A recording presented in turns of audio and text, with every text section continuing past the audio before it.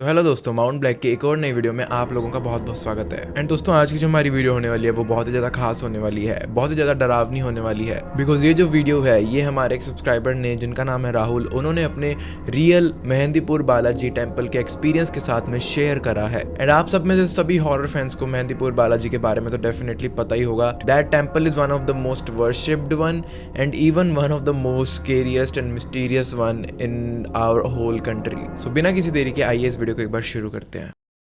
ये जो कहानी अभी आपको मैं सुनाने वाला हूँ वो हमारे कॉलेज के टाइम के आसपास की कहानी थी, जब हमारे कॉलेज की जो है दिवाली हॉलीडेज चल रही थी।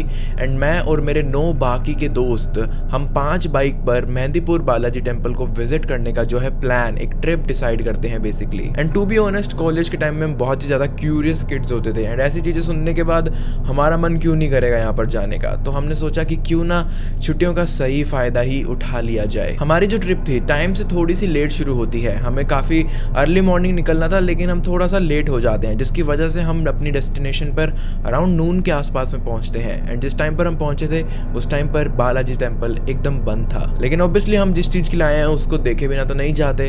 हमने वहाँ पर वेट करने का डिसाइड करा एंड ऑलमोस्ट हमें 1 घंटा वेट करना पड़ा जब तक वो मंदिर खुल नहीं गया था वापस से। एंड फ्रैंकली स्पीकिंग, वो जो 1 घंटा हमने वेट करा था वो भी हमारी लाइफ का one of the most weird experience ही मैं बोलूँगा। बिकॉज इतना ज़्यादा काम, अनयूजुअल सा एनवायरनमेंट उस दौरान हमने फील किया ना, जो आज तक हमने कभी भी कहीं पर भी ऐसा कुछ फील नहीं करा हुआ है। उस 1 घंटे के बाद ग्रेजुअली काफी ज्यादा लोग यहाँ पर अचानक से आना शुरू भी हो गए थे। एंड मंदिर के ओपन होने के जस्ट कुछ ही मिनट्स के बाद में वी वर सरप्राइज टू सी कि यहाँ पर ऑलरेडी एक बहुत ही ज्यादा बिग क्राउड आ चुकी है। जब मंदिर ओपन हो रहा था तो हमें ऐसा लग रहा था कि लोग हमें देखकर काफी ज्यादा वियर्ड बिहेव कर रहे हैं, या फिर हमें शायद मे बी ज़्यादा लग रहा हो, हम शायद ओवरथिंक कर रहे हो, but it seemed like that to us. Like हम जब मंदिर के ओपन होने का वेट कर रहे थे तो हमारे साथ में एक near about 40s to 50s के बीच की एक वुमेन बैठी हुई थी। एंड जब वो वुमेन हमारे साथ में बैठी हुई थी तब वो एकदम शांत थी, एकदम ऐसा लग रहा था like that she is sleeping और समथिंग।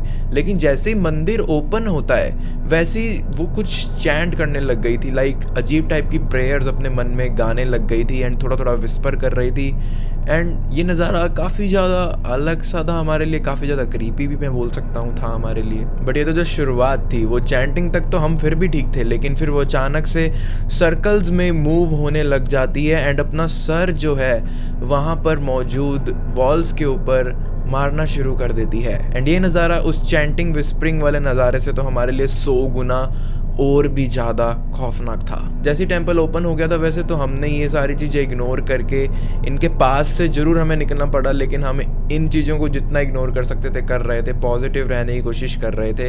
एंड मंदिर के जो है ग्राउंड फ्लोर को रीच करने की कोशिश कर रहे थे, क्योंकि हमने सुना था कि जो भी मेन सेंक्टोरम है मंदिर का, जो भी जहाँ पर भी एक्चुअली में ऐसी चीज़ों से रिलीफ आप देख सकते हो लोगों को मिलते हुए, वो ग्राउंड फ्लोर की तरफ ही है। So offering our prayers to the temple and the god that besides here, हम चल दिए अपनी डेस्टिनेशन की तरफ। सो जैसे ही टेम्पल ओपन होता है तो हम इन सारी चीज़ों को इग्नोर करके जो है जा रहे थे उसको और ज़्यादा एक्सप्लोर करने के लिए। सो बेसिकली हम पहले ग्राउंड फ्लोर की तरफ जाते हैं, जो कि मेन सेंक्टोरम, मेन यहाँ का जो है माना जाता है। ग्राउंड फ्लोर पर जो भी हम ब्लेसिंग्स ले सकते थे वो हमने ली एंड हम सीधा फर्स्ट फ्लोर की तरफ मूव ऑन कर जाते हैं। एंड फर्स्ट फ्लोर से निकलने के बाद हम एक चीज़ नोटिस करते हैं कि यहाँ पर एक और टेम्पल मौजूद है। हम उस टेम्पल की तरफ चल दिए एंड टेम्पल की तरफ जाते जाते जैसे ही वो एंड होने वाला था तो हम देखते हैं कि उसके एंड स्टेजेस पर वहाँ पर एक नैरो गैलरी सी बनी हुई है। एंड हम सारे 10 दोस्त ये डिसाइड करते हैं कि क्यों ना हम इस गैलरी को भी विजिट कर लें,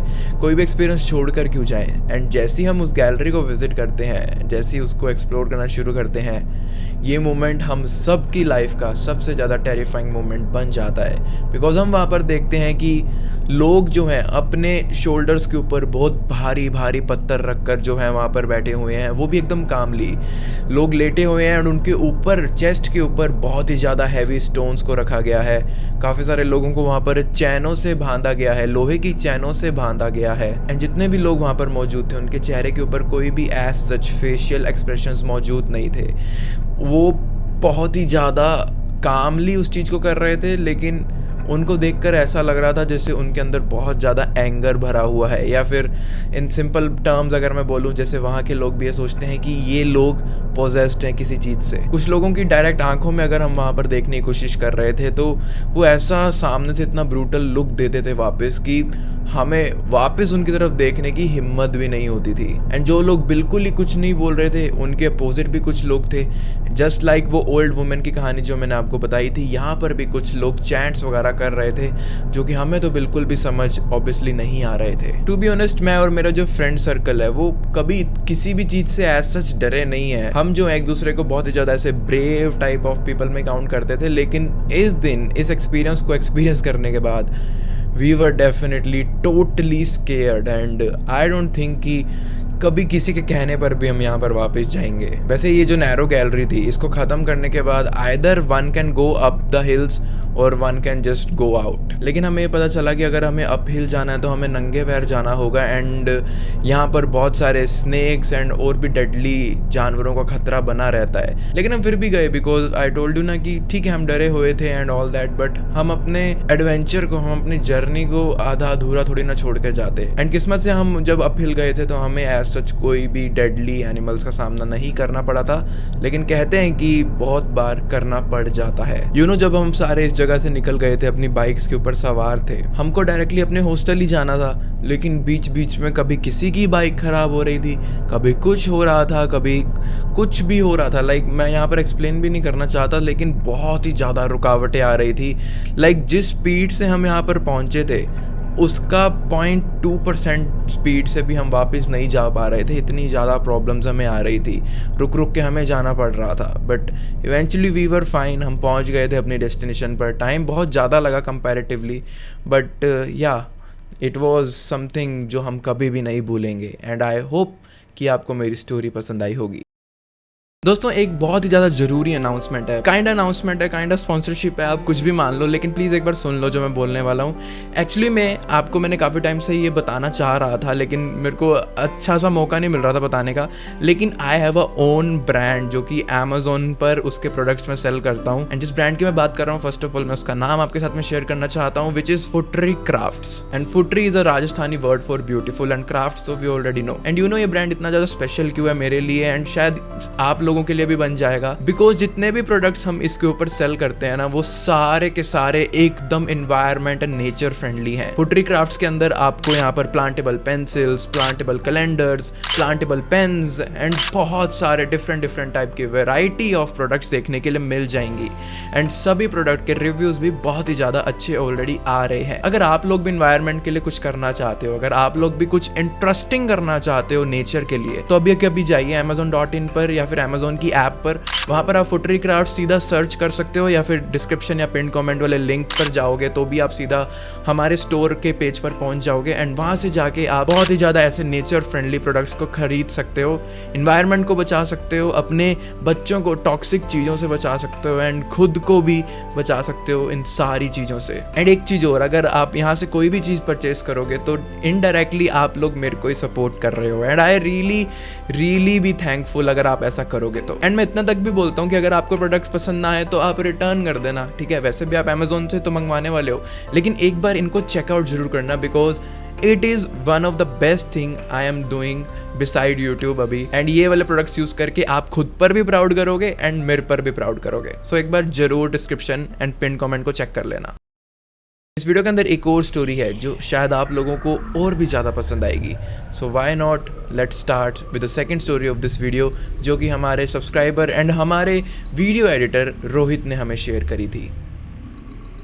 सो रोहित अपनी स्टोरी शेयर करते हुए बताते हैं कि ये जो कहानी है, ये जो बात है, वो रात के करीब 2-2:30 बजे की है, जब मैं बहुत ही ज़्यादा एडिक्ट हो गया था अपने दोस्तों के साथ में BGMI गेम खेलने के लिए। एंड टू बी ऑनेस्ट, एक टाइम पर ये फेज़ मेरा भी चल रहा था, बिकॉज ये गेम थी कुछ एडिक्शन वाली। लेकिन एक रात हम 4 दोस्त, मैं, नेगिल, निखिल और अमित 2v2 कर रहे थे BGMI के अंदर। एंड टाइम ऑलमोस्ट 2:45 का हो चुका था सुबह के। तब मुझे अपने डिस्टेंस से थोड़ी बहुत ही लो सी रोने की आवाज़ें सी आना शुरू हो जाती हैं। लेकिन मैं अपने ईयरफोन्स पहने हुए थे तो मैंने इतना ज़्यादा ध्यान नहीं दिया इस चीज़ के ऊपर। मैंने कम्प्लीटली इग्नोर करा उस चीज़ को और मैंने ये भी सोचा कि हमारे घर के पास में एक धर्मशाला है, एक वाटिका भी है, तो मे भी कोई फंक्शन वगैरह चल रहा होगा जिसकी वजह से मेरे को ऐसा वहम हुआ होगा। लेकिन वो आवाज़ रुकने का नाम ही नहीं ले रही थी, वो धीरे धीरे बढ़ती भी जा रही थी।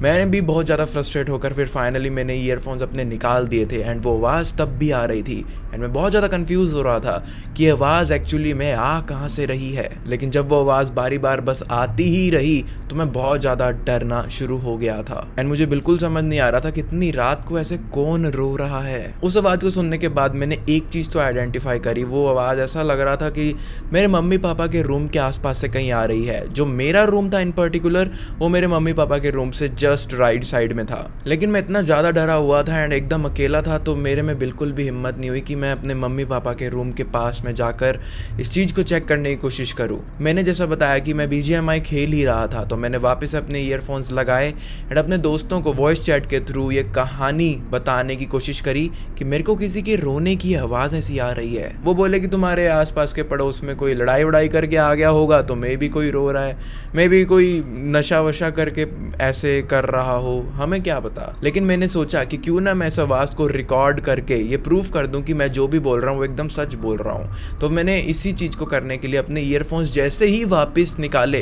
तो मेरे को वही सेम आवाज़ इस बार सिर्फ मेरे लेफ्ट कान से सुनाई दे रही थी। मेरा जो घर है या फिर इनफैक्ट मेरा जो रूम है इन पर्टिकुलर वो हमारी गली के बिल्कुल एज पर पड़ता है। हमारा घर बिल्कुल कॉर्नर पर था जिसकी वजह से वहाँ से गली जो है एकदम अच्छे से मैं देख सकता था अपने घर से। एंड वो आवाज़ भी मेरे को वैसा फील हो रहा था कि मेरे पेरेंट्स के रूम की जगह डेफिनेटली उस जगह के आसपास से ही आ रही है। मैंने अपने गेम को एक बार के लिए बंद करा, अपनी रिकॉर्डिंग शुरू करी एंड ये आवाज़ मैं रिकॉर्ड कर भी पा रहा था एंड करीब 7 से 8 मिनट तक ये आवाज़ लगातार आती रहती है एंड उसके बाद अचानक से गायब हो जाती है। मैं बहुत ही ज़्यादा डर गया था लेकिन eventually I found a way to get sleep. लेकिन फिर जैसे ही मैं सुबह उठा था सबसे पहले मैंने अपने फैमिली वालों को इस इंसिडेंट के बारे में जो है खबर दी। वो जो आवाज़ मैंने रिकॉर्ड करी थी उनको ईयरफोन्स लगाकर अच्छे से सुना जा सकता था।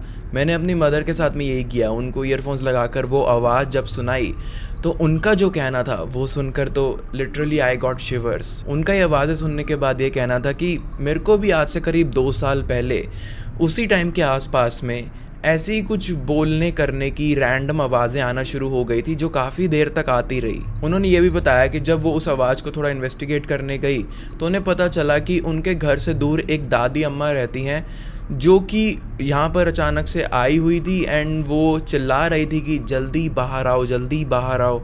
एंड ये चीज़ सुनने की वजह से उन्होंने मतलब मेरी मदर ने फटाफट से मेरे पापा को भी उठा दिया था। लेकिन फिर जब ये दोनों चेक करने के लिए बाहर जाते हैं तब इवेंचुअली वहाँ पर कोई भी था ही नहीं। सुबह मेरी मम्मा उन पड़ोसी दादी के पास में जाती हैं एंड उनसे क्वेश्चन करती हैं कि आप इतनी रात को आई थी एंड हमें बुला रही थी, हम जब बाहर देखने आए तो आप कहाँ पर चली गई थी। तो उन्होंने कहा कि मैं कब आई थी, तुम क्या बात कर रही हो, इतनी रात को मैं बाहर क्यों निकलूंगी। लेकिन जो दादी जी हैं उन्होंने ये ज़रूर बोला, एक स्टोरी ज़रूर सुनाई जिससे शायद ये चीज़ थोड़ी सी कंफर्म हो सके कि ऐसा क्यों हो रहा था। एंड इसके पीछे कोई साइंटिफिक रीज़न नहीं है, it is just something super natural जो हमारे मोहल्ले में काफ़ी टाइम से होता हुआ आ रहा है। जब मेरी दादी को मेरी मम्मा ने ये चीज़ बताई तो उन्होंने बोला कि हमारे मोहल्ले में कोई तो है डेफिनेटली। बहुत पहले का टाइम जब मेरे पापा भी इवन मेरी एज के हुआ करते थे तो वो दादी बताती हैं कि मेरे दादा ने किसी छोटे बच्चे को ऐसे मोहल्ले में इस गली में स्पेशली घूमते हुए देखा था। दादी ने यह भी बताया कि करीब 11:30-12 बजे का टाइम बज चुका था एंड उस टाइम पर इतनी रात तक वैसे भी कोई नहीं जागता था। लेकिन जब दादाजी की नज़र उस बच्चे पे पड़ी तो उन्होंने उससे कांटेक्ट करने की कोशिश करी लेकिन वो बस चुपचाप इधर उधर भागता रहा। दादाजी भी थोड़ी देर तक तो उसके पीछे भागे लेकिन फिर एक कॉर्नर पर जाकर वो अचानक से गायब हो गया और वापस उनको कभी भी दिखा ही नहीं। प्रेजेंट की कहानी मैं आपको बताऊं, अब की जो सिचुएशन है वो ये है कि जो आवाज़ मैंने रिकॉर्ड करी थी उसको मैं बहुत ही ज़्यादा सुनता रहता था जिसकी वजह से मैं और भी ज़्यादा स्केयर्ड रहने लग गया था बेसिकली। अभी फ़िलहाल मेरे पास में एकदम एग्जैक्ट प्रूफ तो नहीं है कि उस रात में मेरे साथ में क्या हुआ था, लेकिन 17 अप्रैल 2024 यानी कि हाल ही के अंदर ही मेरे को वापस से अपने रूम के अंदर किसी रैंडम चीज़ की बहुत ही अजीब सी आवाज़ आना शुरू हो गई थी एंड उस चीज़ को मैंने रिकॉर्ड करा एंड इस बार डिलीट नहीं करा एंड वो आवाज़ आज भी मेरे पास में रिकॉर्डेड पड़ी है, जो कि आप लोग भी डेफिनेटली अभी सुनने ही वाले हो।